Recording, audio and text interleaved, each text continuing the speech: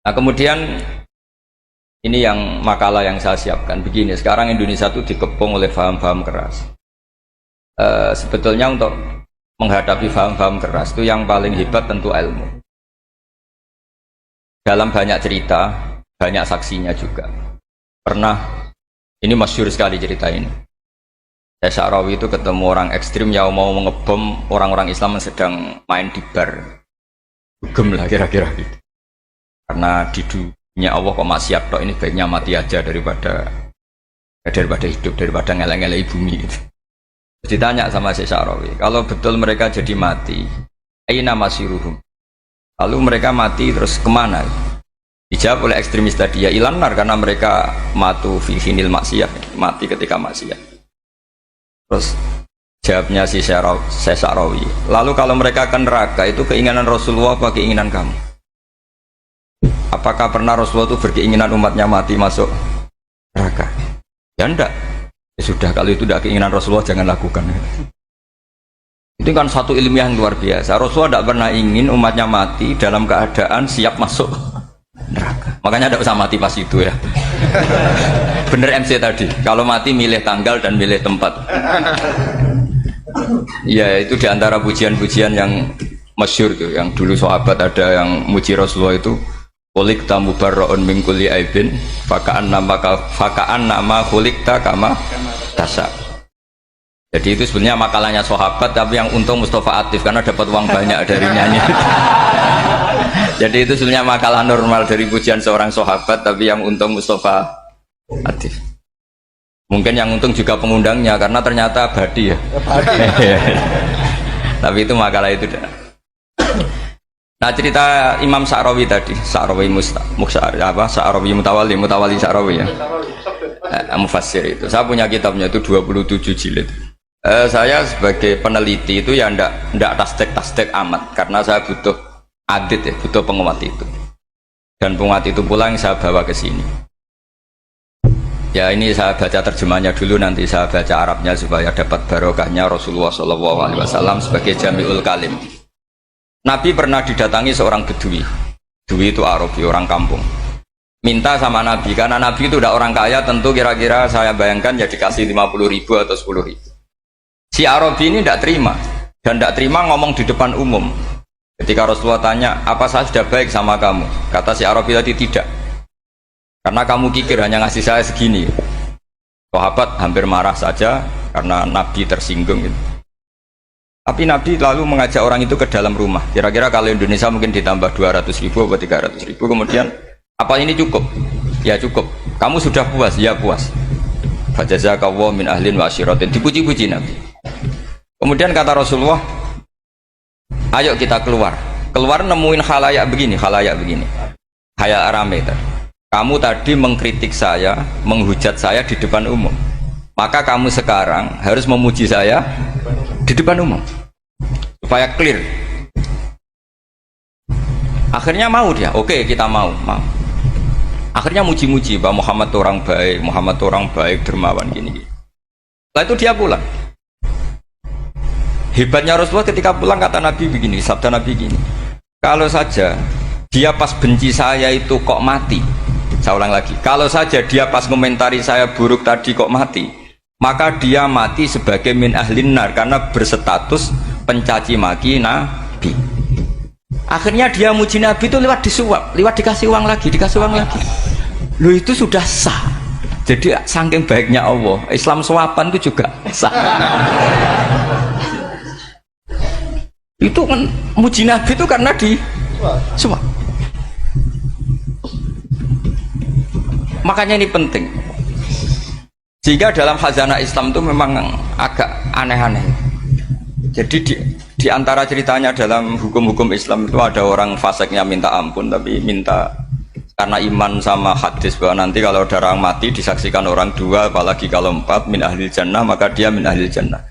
Itu dia fasiknya minta ampun, nyewa orang. Nanti kalau saya mati bilang saya orang baik. Betul. Setelah dia mati bayar. Ini baik. Satu kampung nggak ada yang percaya ini saksi bohong. Tapi sama Allah diampuni karena kesaksian suapan. Lalu Berarti jenengan ngalalo suap ya ndak, saya ndak ngalalo suap, ngalalo sedekah. Karena sekarang kalau ada caleg bayar katanya sedekah. Ya sedekah terpaksa. Ini penting saya utarakan karena apa? Allah itu menilai itu tidak sama dengan pikiran kita. Makanya kubu sebelah itu terlalu ekstrem, memaksa Allah berpikiran kayak dia. Satu karena kurang ngaji. Nomor dua ya tadi emosinya lebih tinggi ketimbang intelektualnya. Ini penting saya utarakan. Ternyata orang yang nyuap tadi apa nilainya plus, yaitu dia iman sama dawai Rasulullah Shallallahu Alaihi Wasallam.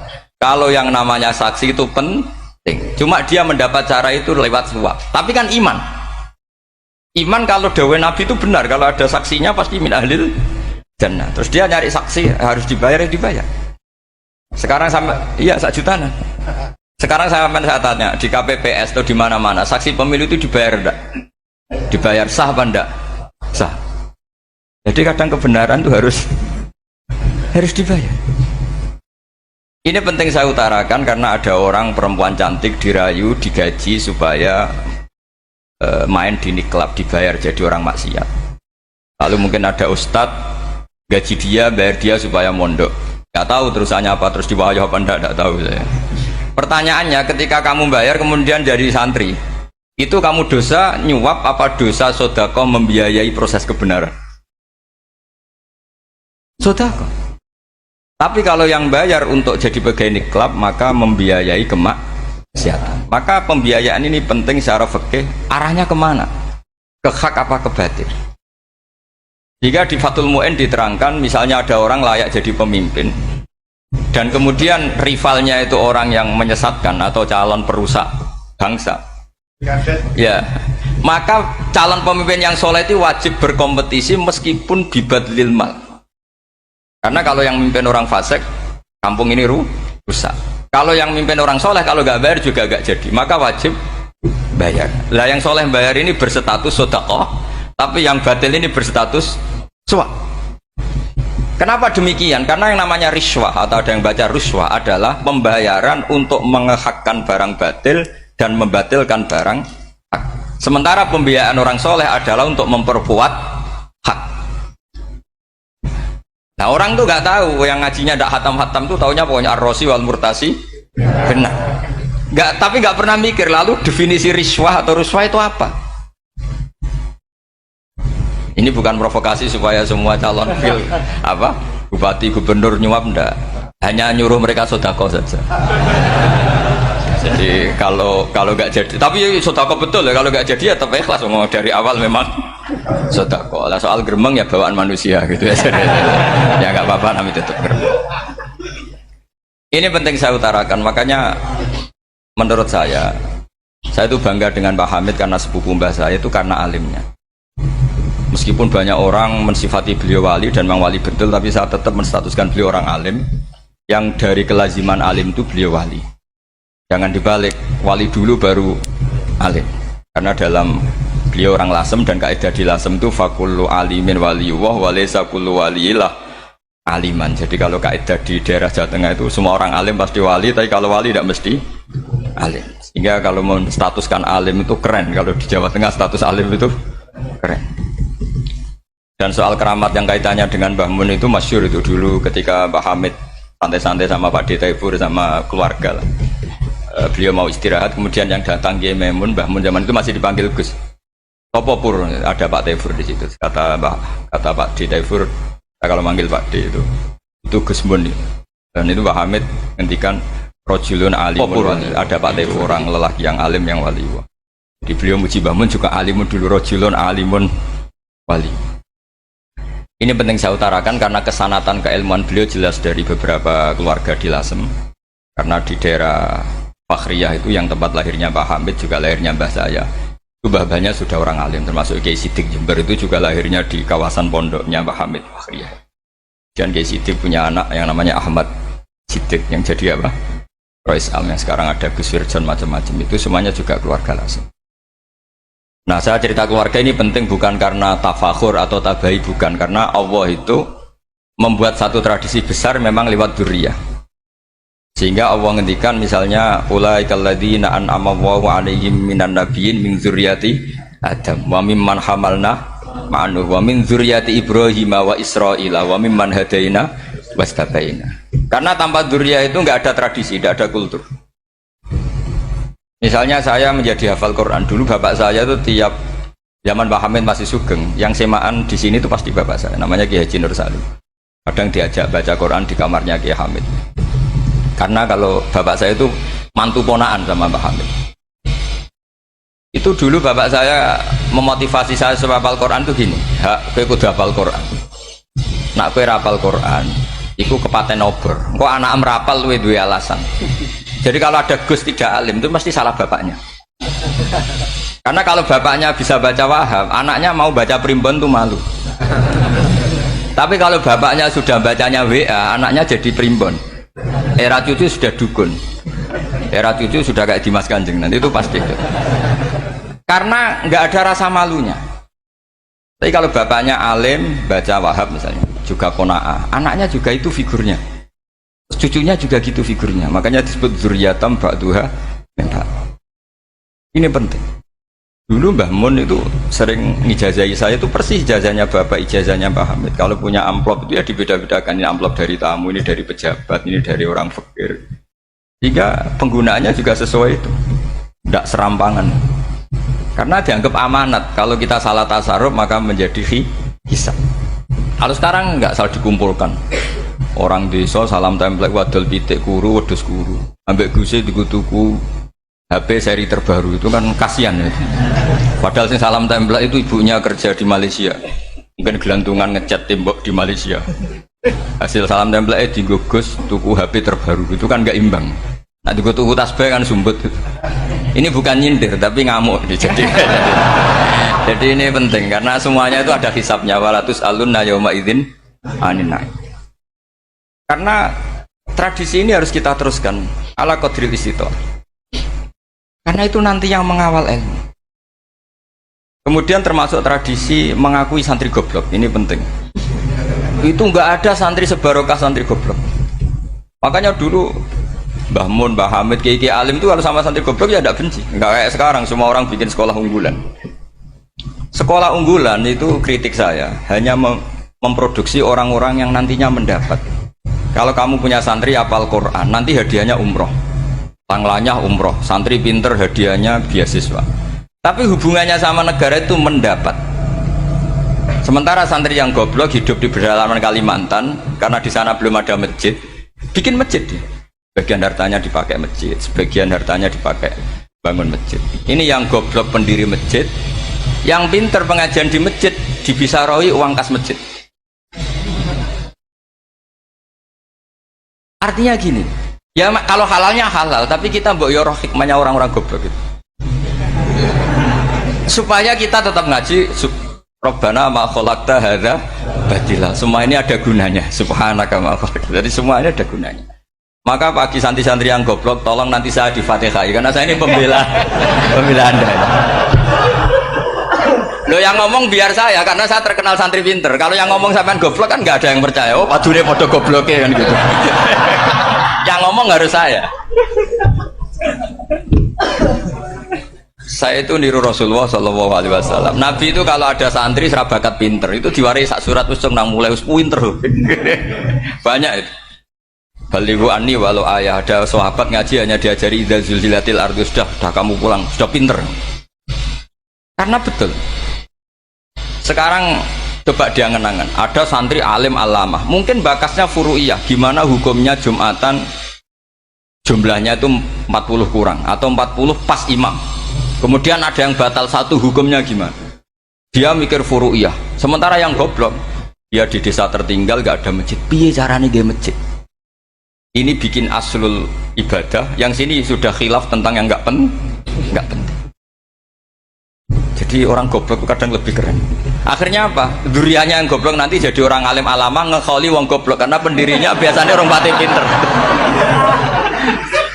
Itulah Allah Subhanahu wa taala. Ada bikin sesuatu itu sia-sia. Nah, saya ini korban ilmu itu. Akhirnya santri saya banyak yang nggak jelas. Ya, tapi ya saya terima saja. Saya santri itu macam-macam. Ada yang profesor, ada yang doktor, ada yang goblok, ada yang baru tobat kemarin, ada yang Cina lagi seneng ahli sunnah wal jamaah, macam-macam. Semuanya ngaji sama saya. Karena saya tetap berkeyakinan Rabbana ma khalaqta hadza batil. Ini penting saya utarakan karena khazanah kita ini jangan digerus oleh orang yang tidak bertanggung jawab. Pernah ada di hadis Muslim, ini cerita di Sahih Muslim. Ada seseorang sedang sujud kemudian diinjek oleh orang fasik. Saya ulang lagi, diinjek. Rokobahnya, yang diinjek itu rokobahnya. Lehernya itu diinjek sama orang fasik. Kemudian si yang sujud tadi bersumpah wallahi la yaghfiru wallahu lak. Demi Allah, Allah tidak akan mengampuni kamu. Itu Allah kemudian mewahyukan sama Nabi di zamannya. Wahyunya adalah mangdalladzi yata'alla alayya alla aghfira li fulan. Laqad ghafartu dzunuba wa ahbattu amalak. Siapa yang mencantut namaku dengan menstatuskan saya tidak bisa memberi maaf. Sungguh orang itu saya maafkan dan yang ahli ibadah amalnya tak cabut semua, tak hapus semua. Karena Allah tuh nggak boleh distatuskan sesuai keinginan kita. Kita sedang soleh terus mengatakan orang lain tidak soleh, Allah tidak akan ngampuni. Ngampuni tidak, itu wilayahnya Allah dan Allah yaf'alu ma yasha. Dan Allah berkali-kali memaklumatkan dirinya yaghfiru liman yasha wa yu'adzibu man yasha. Tapi ini kubu sebelah nyifati Allah hanya wa yu'adzibu, kubu sebelah kan gitu. Tidak pernah kalau Allah disifati yaghfir. Bagaimana Allah gak tersinggung? Allah selalu distatuskan yu'adzib. Kira-kira kalau Allah kan gini, saya ini bisa u'adzib, bisa aghfir, kenapa status saya tinggal yu'adzib? Ini ngaji di mana? Khatam enggak kan gitu. Makanya resikonya ahli sunnah itu masyhur tuh Pak Hamid Pasuruan. Tamu macam-macam diterima. Ketika orang benci Golkar itu ada tamu dari Golkar juga diterima. Ketika orang nggak mau diberi hadiah oleh orang Golkar, Pak Hamid ya diterima. Bilang ke bapak, mengaku lo mau wainur, duit enggak ono gunane dhewe. Sing marai rawan hisab itu kan kamu dapat uang nggak jelas kemudian kamu pakai pribadi. Kalau orang-orang soleh kan nggak pernah dipakai, kan aman saja. Loh, dihisab apanya? Wong hanya pralon. Kalau istilahnya Mbah Hamid itu pralon. Datang diberikan orang lagi, datang diberikan. Kalau kena kamu kan hisab. Terus kamu nyate makan wareg glegeken. Nah, itu uangnya nggak jelas dipakai nyate glegeken ya mesti hisab. Kalau nggak jelas ya disedekahkan. Kalau ingin bebas apa? Bisa. Tapi kalau sering sedekah biasanya nggak bebas dari miskin. Tapi kalau kamu wali kan tetap ya Pak Hamid itu masyhur bisa kok. Tapi kan nggak jadi miskin. Kamu nggak terkenal sakok tapi miskin. Ini nggak wali. Ini penting. Jadi kebanyakan orang ekstrim karena mensifati Allah Ta'ala itu hanya dengan status yu'adzib, tidak dengan status yaghfir. Dan itu mereka harus ngaji lagi. Kurang apanya Rasulullah SAW? Nabi sebagai manusia benci sekali sama pembunuh Hamzah karena qatilu ahabbin nasi ila Rasulillah. Itu sama Wahsy. Siapa yang nggak tahu Wahsy? Qatala ahabban nas ila Rasulillah, itu qatala Hamzah. Dan ketika Nabi nyuwun sewu maksud no Wahsy, Allah malah nurkan ayat laisa laka minal amri syai'un aw yatuba alaihim. Ada pilihannya aw yatuba alaihim. Apa yang terjadi? Justru Allah mentobati Wahsy. Memaafkan Wahsy, mentobati Wahsy. Ada sahabat yang dipuji Nabi Hamamatul Masjid, akhirnya su'ul khotimah. Kita tahu ceritanya siapa? Sa'labah. Makanya kata Mbah Mun sering cerita ke saya, banyak orang darani saya itu tidak jelas, kata Mbah Mun, karena saya sama siapa saja baik, sehingga banyak yang nuduh saya itu tidak jelas. Kata beliau, ulama paling jelas ya saya ini, karena masih orisinil, kata beliau. Tapi pakai bahasa Jawa, karena tadi Mbak Idris bilang ada yang MA ya, Madura asli tadi, makanya saya terpaksa bahasa Indonesia tadi. Kata Mbah Mun, ulama paling jelas ya saya. Karena saya menyikapi siapa saja baik, karena di hati saya hanya membaca laisa laka minal amri syai'un aw yatuba alaihim aw yu'adziba. Kenapa kamu memvonis si buruk? Bisa saja nanti baik. Yang sedang baik bisa saja nanti Kalau nasib seseorang nggak jelas, kenapa kamu sikapnya jelas? Nah, ini orang-orang nggak ngaji itu memaksa orang lain jelas. Ini kubu sebelah pasti salah, ini pasti benar. Manusia kok dipasti-pastikan gimana? Kita ini tidak nabi. Kalau nabi maksum pasti benar. Kalau sampean apa? Maksum bisa. Jadi ketidakjelasan para ulama ini berdasar konstitusi tadi bahwa itu wilayahnya Allah. Ini penting saya utarakan. Jadi penting sekali. Jadi orang yang sedang fasik sekarang bisa saja nanti tobat. Yang sedang sekarang soleh bisa saja nanti masalah. Hingga Rasulullah tetap mengajarkan ya muqallibal qulub tsabbit qalbi ala dinik. Jadi kalau ngaji itu khatam. Khatam itu begini misalnya ya. Saya pernah ngaji Ihya, belajar Ihya khatam. Bahkan saya punya takrirannya berdasar kitab Ithaf, sarahnya Ihya. Kalau ingin tahu sanadnya sarah Ihya, ya misalnya Gus Idris ini, Idris ngaji Mbah Hamid Pasuruan, ngaji Mbah Dimyati. Mbah Dimyati ini ngaji sama kakaknya Kiai Mahfud Termas. Kiai Mahfud ngaji sama abahnya Kiai Abdullah. Kiai Abdullah ngaji sama abahnya Kiai Abdul Manan. Kiai Abdul Manan ini mulazim terhadap Sayyid Murtado Az-Zabidi. Jadi kalau santri Salafiyah ini ya kira-kira tokoh Sabiah. Karena Mbak Idris Sadisa ya kira-kira sampean itu dari pengarang Ithaf itu baru tokoh berapa? Sabiah, masih keren. Turun pitu. Masih kaya lah. Lah kamu kok miskin? Turun ke wolu katanya kan. Jadi nanti kalau masih keren. Itu sampean ngaji kitab kalau khatam. Saya ulang lagi kalau khatam. Itu memang ada bab-bab di mana ulama itu harus tegas, harus tafrik bainal haqqi wa bainal batil. Oke, itu bagus. Mana yang hak, mana yang batil kita bedakan. Di bab itu bagus. Tapi kalau nanti kamu ngaji bab tawadhu, lihat di Bidayatul Hidayah atau di semua kitab tasawuf, bab tawadhu itu, kalau melihat kamu orang kafir, kamu melihat orang apa? Kafir. Ini aso ma'akufri, ini maksiat wajar dia kafir. Saya ini muslim kok maksiat. Fadham bi akbah, maka dosa saya lebih buruk. Melihat orang tua, mesti ada aksaru ibadatan. Ini lebih tua, pasti ibadahnya lebih banyak. Nanti kalau melihat anak kecil, ada azharu minni sinnan, pasti maksiatnya banyak saya. Jika terus evaluasi gitu, sehingga nggak pernah takabur. Misalnya di sini, saya ini kan gayanya keren, duduk di atas sampai di bawah. Gayanya tok, hakikatnya sampai lebih sombong karena memerintahkan saya. Jadi panitianya itu, makanya saya merasa tawadhu saja meskipun berdiri. Karena hakikat saya ini makmur, diperintah. Panitia ini, penyelenggara ini amir, pemerintah. Kira-kira sombong mana? Itu sekali saya tidak memaafkan, finnar itu.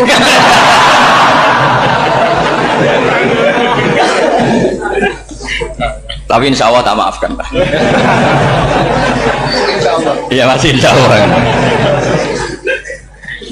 Jadi ini penting. Jadi mbok ya orang-orang yang ekstrim tuh mikir keinginan Rasulullah SAW itu umatnya meninggal dalam keadaan baik. Makanya benar tadi notulen tadi, kalau doa, kalau ingin mandi itu memang harus ada jadabnya. Tapi yang asli loh ya, jangan gaya-gayanan. Ya asli betul, yang nggak khilaf memang asli. Itu ada seorang wali doa di depan Nabi itu begini, ya Allah saya harus jadi orang soleh. Allah diharus-haruskan itu kan nggak sopan ya. Ya Allah saya ini harus jadi orang soleh. Kenapa? Sekali saya soleh maka surroh habibu, yang senang kekasihmu. Sekali saya fasik maka yang senang musuhmu, yaitu iblis. Tinggal jenengan milih mana, nyenangkan kekasihmu apa nyenangkan musuhmu. Akhirnya dapat aku ya sudah soleh aja soleh, ini kok doa kok neror orang ini. Kira-kira gitu. Jadi ya Allah saya harus jadi orang soleh. Kalau saya jadi orang soleh surroh habibuk, yang seneng kekasihmu. Kalau saya jadi orang fasik yang seneng musuhmu. Sedangkan tinggal milih saja, menyenangkan kekasihmu apa menyenangkan musuhmu. Kira-kira Allah seneng mana? Seneng menyenangkan. Wah itu doa paling mustajab. Tapi syaratnya harus anti bikolbin dan dari ijazah nggak mandi, itu ijazah nggak mandi. Maka ini tidak saya ijazahkan. Nanti kalau kamu ngalami isak sendiri, ngalami wujdi sendiri, terus ngalami itu, insya Allah makbul. Ini mau gaya-gaya nan copy paste nggak diterima itu. Jadi wali-wali dulu itu kalau berdoa itu sederhana, tapi dari hati yang paling dalam. Makanya Nabi Musa itu terkenal, orang paling seenaknya sendiri dan Nabi Musa hubungannya dengan Allah. Tapi sama Allah dimaafkan karena orisinil, tidak bikin-bikin. Rasulullah juga itu, kalau sudah marah itu doanya gitu. Cuma celakanya ditiru Nirawarisman dulu itu. Nabi itu ketika perang Badar itu jelas kalah, nggak mungkin menang, sudah jelas kalah. Nabi hanya 313 orang kafir, 1000 dengan perlengkapan apa? Sudah lengkap semua. Setelah perang dilihat itu jelas kalah. Seri awal yang memang kalah betul. Doanya Nabi apa? Allahumma intuhlik hadil isobah lam tu'bad badal ya. Ampun Gusti, silahkan bikin kalah, tapi ra ono sing roh najenan pangeran. Mohon lahiran jenengan jadi pangeran, serano sing roh. Enggak ada ibadah. Intuhlik hadil isobah lam tu'bad badal ya. Kalau engkau menghancurkan kelompok saya ini, jenengan sebagai Tuhan tidak ada yang nyembah lagi. Karena yang nyembah tinggal kelompok kita. Tapi yang ngendikan Nabi, kalau kamu niru tidak bisa. Gak bisa kamu doa, ya Allah saya ini santri salafiyah, kalau saya bodoh menjadi presiden buruk terhadap alumni salafiyah. Gak apa-apa sekali-kali doa gitu. Tapi kata Allah lainnya masih banyak.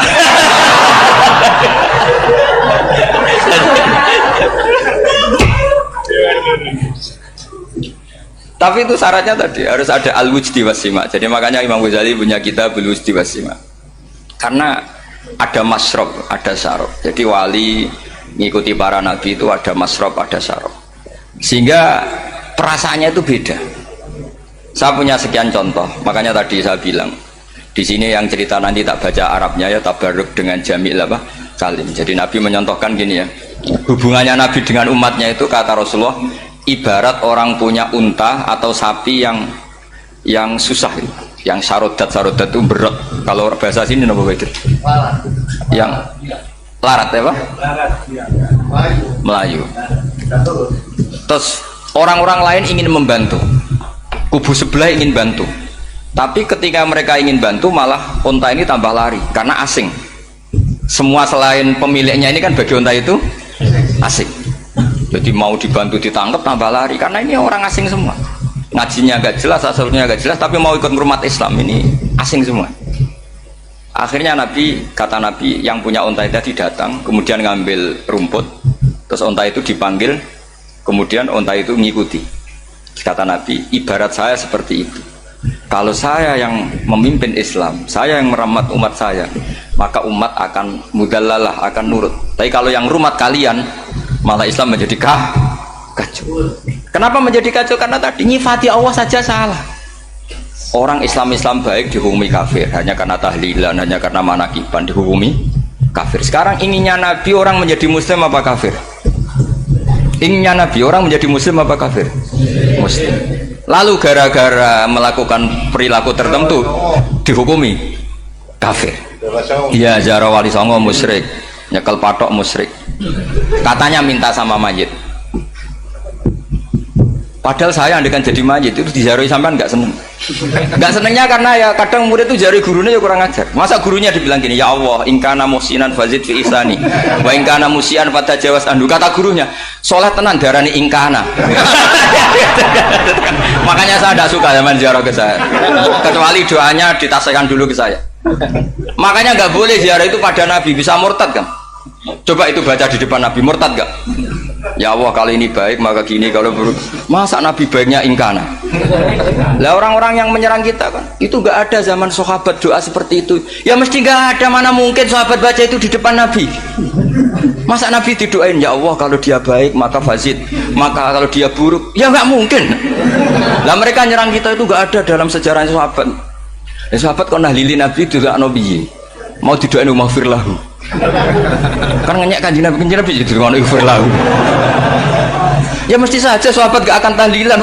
Yang kabudut itu Rasulullah, bahkan diistilahkan kabudut saja salah. Intaqala ila rafiqil ala. Nah kalau sampai harus ditahlili, kalau enggak yang rokok betul. Amalnya pas-pasan, dosanya berkelanjutan. Kondak gimana? Punya tanah warisan yang hasil ngerebut milik orang lain. Kamu sudah mati, dipakai anak cucumu. Ini berkelanjutan nggak dosanya? Berkelanjutan, berseri-seri. Mereka kalau nyerang kita kan sahabat tidak melakukan itu untuk Nabi, ya nggak mungkin lah sahabat mendoakan itu pada Nabi, kan nggak mungkin. Coba kalau kamu jadi mayit, terus kamu gurunya, terus ada murid kamu bilang Allahumma ingkana musinat fazid fi ihsani wa ingkana musian fatajawaz anhu. Mesti kalau kamu bisa bangun. Ya Allah cong meyakini saya soleh itu masih ingkana. Kalau guru saya soleh maka, kalau guru saya buruk maka, itu kan taklek namanya Pak. Itu kan kurang ajar. Saya tidak pernah doa gitu di depan Muhammad Basuran, tidak pernah. Saya kalau doakan bangun ya tidak pernah gitu. Allahumma ali darajati fil jannah gitu. Saya nggak pernah ingkana nggak pernah. Karena andekan itu saya juga sama engkau. Cuma kalau ada orang doa di bangun gitu ya karena orang lain ya tak biarin. Tapi saya tidak bilang amin, ya biarin aja sudah. Tapi kalau santri sarang nggak usah lah doa ya apa? Ingkana kok. Masa meyakini solehnya gurunya kok nunggu apa? Enggak. Ini bukan ijazah, ini marah ini jadi pelurusan ini. Saya ulang lagi, ngaji itu harus khatam. pentingnya hatam tadi, kalau di bab tafriq bainal haqqi wa bainal batin, seakan-akan kubu sebelah ini benar karena tegas. Tapi kitab itu tidak hanya bab itu, juga ada bab tawadhu. Di bab tawadhu itu, misalnya kita melihat orang kafir, ini wajar maksiat kan dia kafir, masa saya mukmin maksiat. Dan ini kafir bisa saja nanti husnul khotimah, saya muslim bisa saja su'ul khotimah, sehingga tetap tawadhu. Melihat yang lebih sepuh ini aksaru ibadatan minni, melihat yang kecil asghar berarti aqallu maksiatan minni, sehingga melihatnya itu tawadhu. Jadi kalau di bab tawadhu semuanya orang itu mungkin. Nah di sini Rasulullah SAW mengajarkan, ketika malaikat Jabal bilang, Muhammad, orang yang mendustakan kamu saya tungkepi gunung biar mati semua. Kata Rasulullah, saya berharap keluar dari tubuh mereka min aslabihim, dari keturunan mereka orang-orang sing mukmin. Sudah karuan kafir saja Nabi tidak berhenti berharap, jangan-jangan nanti keturunannya mukmin. Dan itu betul. Kita tahu Abu Lahab punya anak Darroh, itu mukminah. Abu Jahal punya anak Ikrimah juga mukmin. Dulu Walid bin Mughirah musuh besarnya Rasulullah punya anak Khalid bin Walid. Sekarang orang-orang yang abangan gak hafal Quran, kadang anaknya hafal Quran lewat program PTPG, kadang yang hafal Quran malah anaknya ndak hafal. Makanya kalau pas wisuda sampai bingung, gurunya itu sampai nangis. Kenapa nangis? Ini anaknya orang nggak hafal Quran tak wisuda hafal, saya gurunya ndak hafal kata. Lah kenapa bisa jadi hafid? Karena guru sewaan kata. Itu banyak sekali. Ini penting saya utarakan supaya ekstremitas itu berkurang. Logika-logika yang dibangun ulama itu ngikuti riwayat. Agama itu ngikuti riwayat, bukan sekedar akal. Saya punya contoh ketika kitab Ihya menutup kitabnya, yaitu Imam Ghazali. Itu ada dua orang. Ini di akhir kitab Rojak dan dipakai nutup kitab Ihya sebagai rojaknya Imam Ghazali. Ada dua orang min ahli nar dipanggil sama Allah. Ini sekaligus ijazah, kali ini ijazah betul. Yang dipanggil di ke surga itu masih muqayyad dan biangkalil jahim, masih muqayyad, masih dibelenggu sama atribut neraka. Terus sama Allah ditanya, piye jong kabarin rokok? Wah syarro maka dan Gusti mun rokok jenengan takokno sekarang ra enak aja. Terus kata Allah, ya sudah kamu kembali ke sana karena kamu memang orang fasik. Itu lari, semangat mau ke neraka. Ini ijazah. Semangat disuruh kembali ke neraka itu semangat lari. Tahu tanya, "Loh, Cung, kenapa kamu semangat?" Ya Allah, saya ini sudah kapok. Dulu ketika di dunia kamu perintah, engkau perintah, saya tidak semangat. Maka kali ini jenengan perintah, saya semangat. Karena saya sudah kapok. Setiap engkau perintah, saya ada lari semangat ke neraka. Nah, barokahnya semangat masuk neraka ini, kata Allah, ya sudah kamu di surga saja. Maka ijazah nanti kalau ada pengumuman silahkan masuk neraka, kamu harus lari sekencang-kencang. Karena itu perintah Allah, apa? Yang ketika kita di dunia kalau diperintah males-malesan. Kalau kamu diperintah sholat subuh jamaah kan males-malesan. Dan itu menjadi kita masuk neraka. Sebagai kafarah itu ya Allah, karena ini perintah engkau, saya tidak males-malesan lagi. Wes ngembaliin rokok, lari semangat. Allah akhirnya haru, dimaafkan. Panggil lagi, sudah di surga saja. Barokahnya semangat masuk neraka. Nah, ini ijazah ini. Ya diterima ya. Kok enggak semangat terima ya. Yang kedua enggak. Sudah kamu kembali ke neraka, pelengahan gitu. Enggak semangat. Allah dilihat terus enggak semangat. Kenapa kamu toleh-toleh? Ya Allah, saya tidak pernah ngira ketika engkau manggil saya ke surga, kemudian engkau kembalikan lagi ke neraka. Ya sudah di surga saja, barokahnya husnudzon. Jadi ini ijazah, kamu milih dua itu, milih yang mana terserah. Artinya apa? Logika kamu itu tidak mesti masuk apa yang dilakukan oleh Allah Subhanahu wa Ta'ala. Itu logika kamu kan tidak masuk, tapi Allah yaf'alu ma yasha. Ini penting saya utarakan. Nah tapi orang-orang ekstrim itu maunya nyifati Allah dengan status yu'adzib, yantakim, Jabbar, Qahar. Sifatnya Allah Ta'ala itu 99. Kenapa apa kamu hanya satu?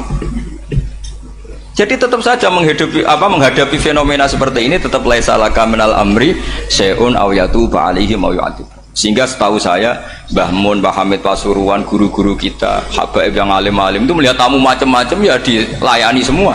Karena ini ngadepi fenomena sosial yang semuanya tidak jelas. Kalau nggak jelas apa? Ya kita bisanya berharap karena afdolul ibadah itu intidharul farad. Kalau belum Islam sekarang kita harapkan nanti. Kalau bapaknya enggak kita harapkan anaknya. Kalau anaknya belum kita harapkan cucu cucunya. Karena agama ini limangka nayarjuwo hawal yaumal akhir. Agama ini bagi yang terus berpengharapan, bukan bagi yang putus asa.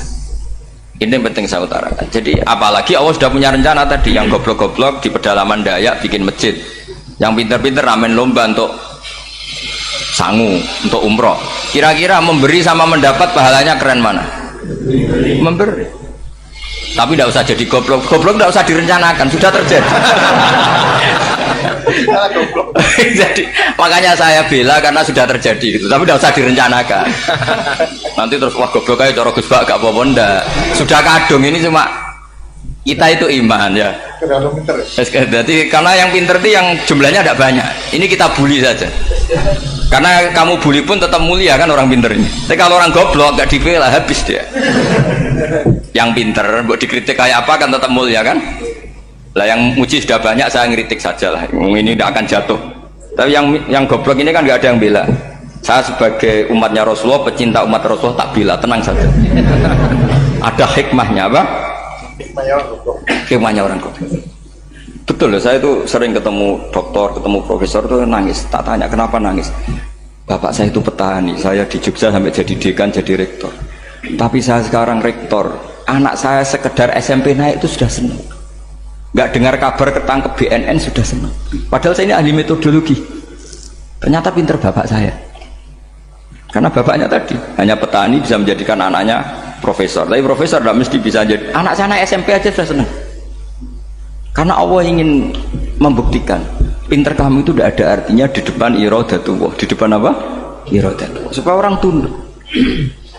Lu coba yang jadi ulama tabi'in itu rata-rata abnaul mawali. Anaknya budak yang dimerdekakan. Karena Allah seperti itu. Ada yang tokoh yang tadi zuriyatam ba'duha min ba'd, itu harus kita jaga. Saya termasuk orang yang ditakdir punya mbah-mbah alim, itu juga harus dijaga. Yang enggak alim peluangnya masih banyak. Banyak sebanyak-banyaknya. Asal tadi lewat jalur sregep, dan kalau bodoh ngaji saya nanti. Tak ajari robbana ma khalaqta hadza napa? Karena ayatnya gitu, min dzurriyyati Adam wa mimman hamalna ma'anu wa min dzurriyyati Ibrahim wa Israil. Terus terakhir ditutup wa mimman hadaina wajtabaina. Itu umum. Tidak jalur nasab, siapa saja yang hadaina wajtabaina.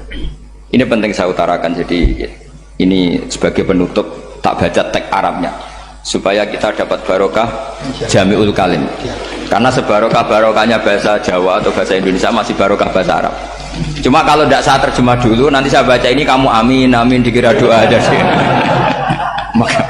Makanya ini diterangkan dulu, biar gak korban apa? Diamini. Karena saya ini pernah Jumatan di satu kampung, imamnya itu sepuh.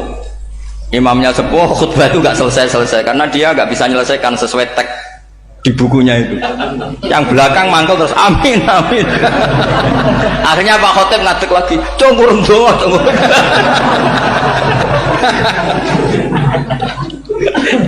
Ya ini masih teks Arab, yang belakang sudah apa?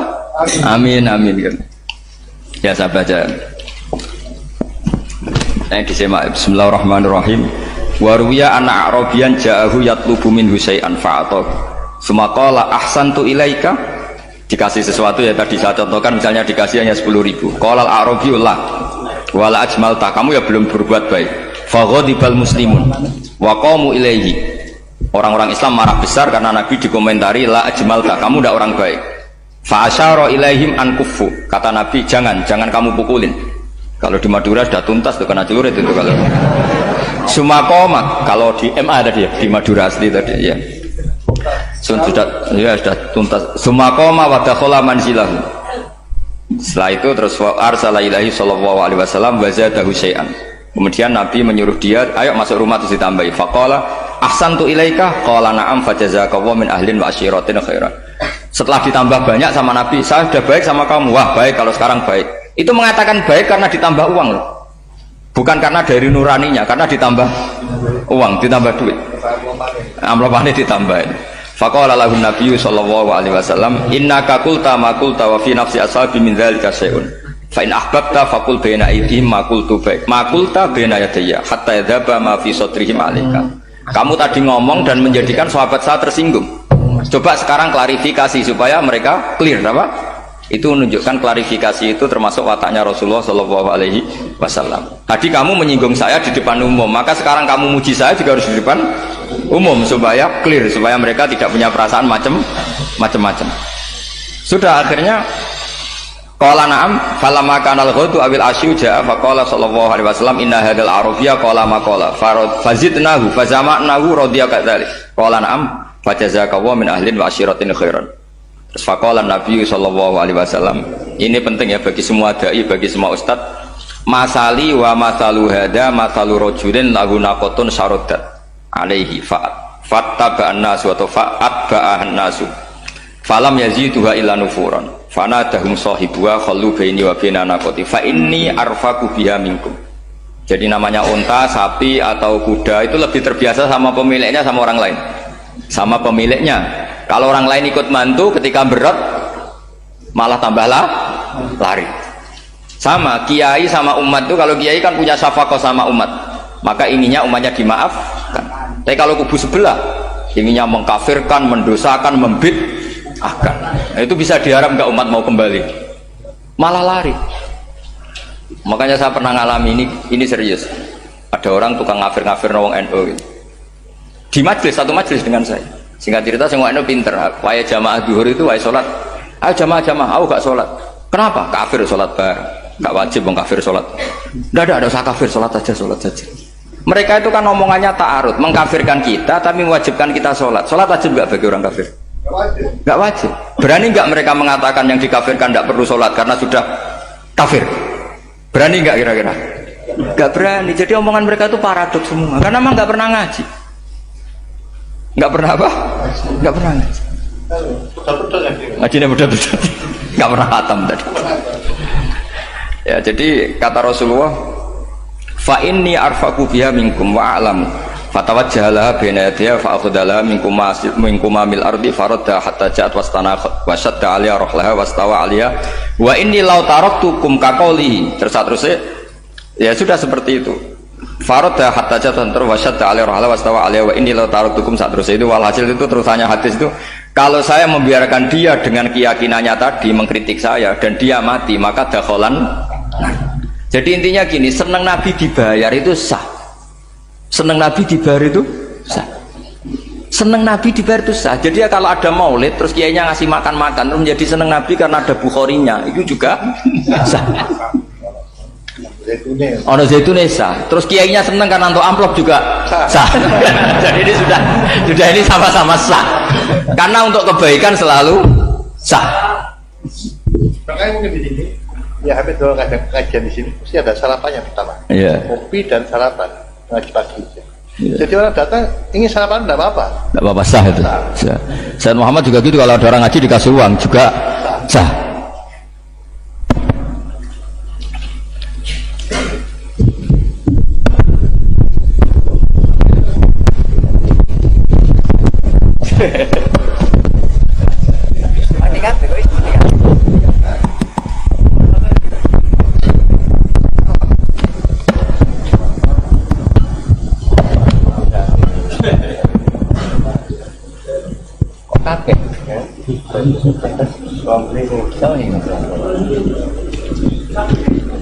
Subhanaka ma khalaqta hadza.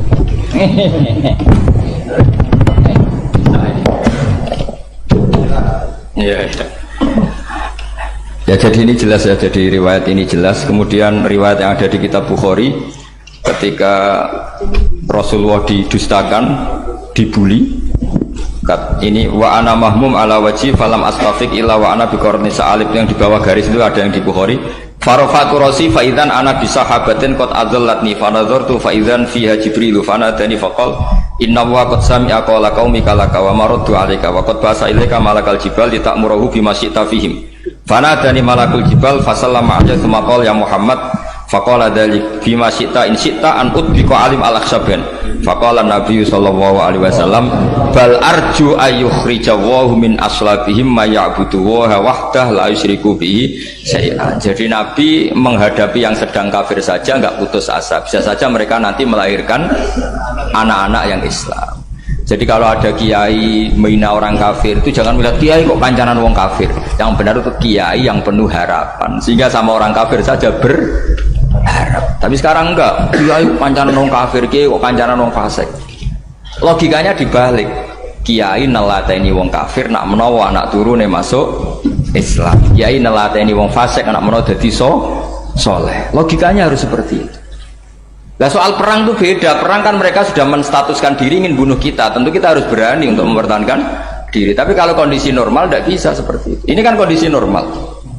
Itu Rasulullah. Ya nggak boleh. Karena tadi. Bahkan kalau saya pernah ngaji ini di Sidogiri pernah cerita Rasulullah jajar Nabi Nuh. Ada seorang wali, pasnya Abu Hasan Asyadili. Siapa Abu Hasan apa? Asyadili. Mimpi ketemu Rasulullah jajar Nabi Nuh. Kemudian Nabi Nuh itu digojok sama Rasulullah. Kamu pernah maksudkan kaum kamu, bisa saja fi aslabihim atau fi zuhurihim ada nasamatan sing tu'minu billah.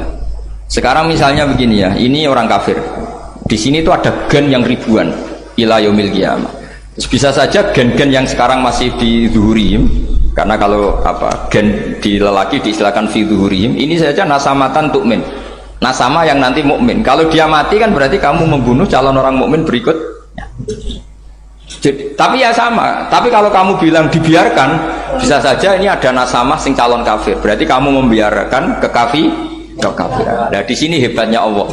Allah bikin Nabi Nuh mewakili istihad potensi kekafiran berlanjut, sehingga beliau bilang wala yalidu illa fajiran kafaro.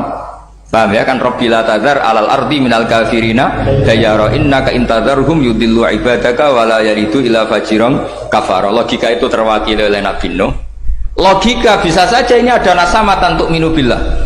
Itu terwakili oleh Rasulullah bal arju ayyukhrijawahu min aslabihim may ya'budu waha wa la yusyriku bihi syai'an. Kayak apa untungnya kita jadi umat Rasulullah sallallahu alaihi wasallam. Masalahnya nabimu gak Nabi Nuh, Nabi Muhammad. Jadi kira-kira istiadat kamu ikut Nabi siapa? Kalau main hantam ya ikut Nabi Nuh. Kalau main rojak berharap Nabi Muhammad. Ya sudah, sampean ikut mana aja? Nabi Muhammad. Ini penting saya utarakan supaya apa-apa itu terukur lewat ilmu.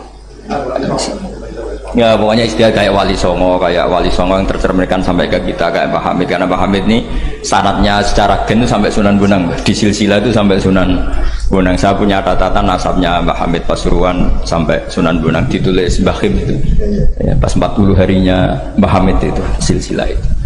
Saya kira demikian, saya mohon maaf atas semua kesalahan. Wah, baru mulai. Ya Santi Putri itu gak usah mikir berat-berat, yang penting nurut suami, itu kata para suami. Tapi kalau suaminya gak layak diikuti ya diberontak saja gitu.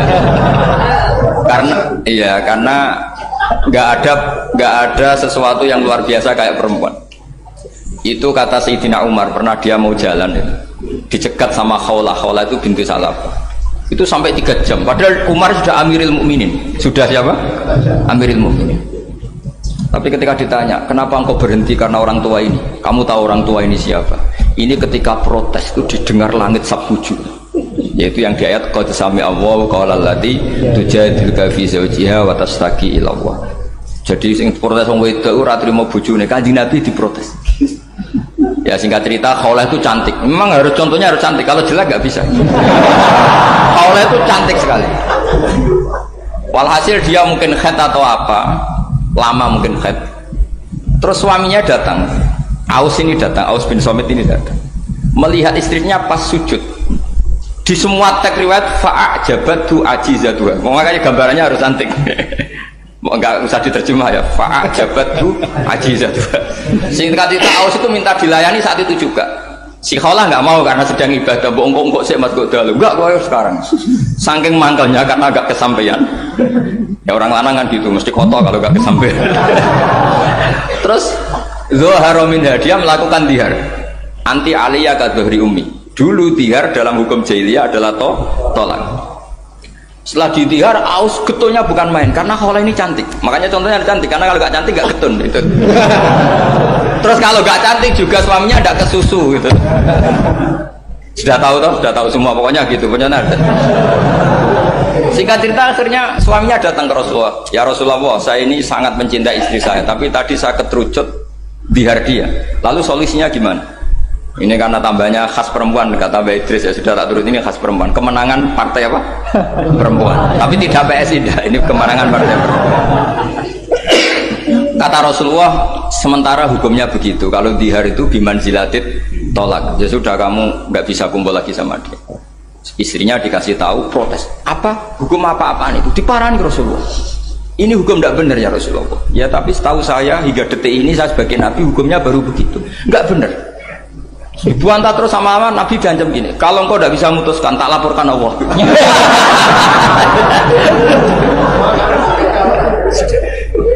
Akhirnya ini pulang betul, pulang sujud, sholat, lapor sama Allah. Dan ketika lapor sama Allah, ya Allah ini tidak fair. Lapornya tuh jorok sekali. Qad nasartu lahu batni, akala syababi wa nasartu lahu batni. Akala sababi, muda saya sudah dihabiskan sama suami saya. Wa nasartu lahu batni, tidak usah diterjemah. Tapi ketika saya sudah tidak muda, sekarang saya mau diceraikan lewat apa? Dia. Terus wa innali aulad, dan saya ini punya anak banyak. Indomam tuhum ilayya jauh. Kalau saya rawat pasti mereka kelaparan. Karena saya miskin, saya seorang perempuan. Tapi wa indomam tuhum ilaihi do. Nak tak elokno buah apa mesti ditinggal wayang. Wah kira-kira gitu. Wayang gerutu sendiri. Akhirnya Allah jawab bahwa dihar itu tidak tolak. Lah akhirnya Nabi manggil dia, panggil perempuan tadi. Padahal Nabi gak dengar, itu di kamarnya sendiri perempuan tadi. Terus qad sami Allahu qala allati tujadiluka fi zawjiha wa tashtaki. Itu semua teks ya tujadilu. Allah mendengar perempuan lati itu perempuan tujadiluka sing madoni kowe Muhammad. Lan ada dikai dipadoni wedok enteng, Nabi saja dilabrak. Wes musuh perempuan tuh repot. Nabi dilabrak. Sampai jadi surat Mujadilah. Makanya saya kalau baca Mujadilah dan baca Mujadalah, ini kaitannya dengan tasrif. Jadalah yujadilu mujadalatan. Karena sekali nggak bisa tasrif nggak sah jadi mufassir. Ya jadi kalau kafaro ya kafiru ya takfiron. Iya kira-kira kan gitu. Fa'ala yufa'ilu ya tafilan. Jadalah yujadilu mujadalatan. Jadi kalau mujadalatan itu masdar, karena ini subjek pelaku mujadilah, jadi boleh mujadalah bisigotil masdar, boleh mujadilah dengan sigot isim fa'il. Karena wanita pembantah Nabi itu didengar oleh Allah. Makanya ayasma'uha rabbul izzah min fawqi sab'i samawat walam yasma'aha Umar. Allah saja mendengar dari langit 7, masa Umar gak mau mendengar? Jadi makanya kalau Umar macam-macam, orang nyewa khaulah, kamu yang ngomong. Lagi-lagi dengan Assalamualaikum warahmatullahi wabarakatuh.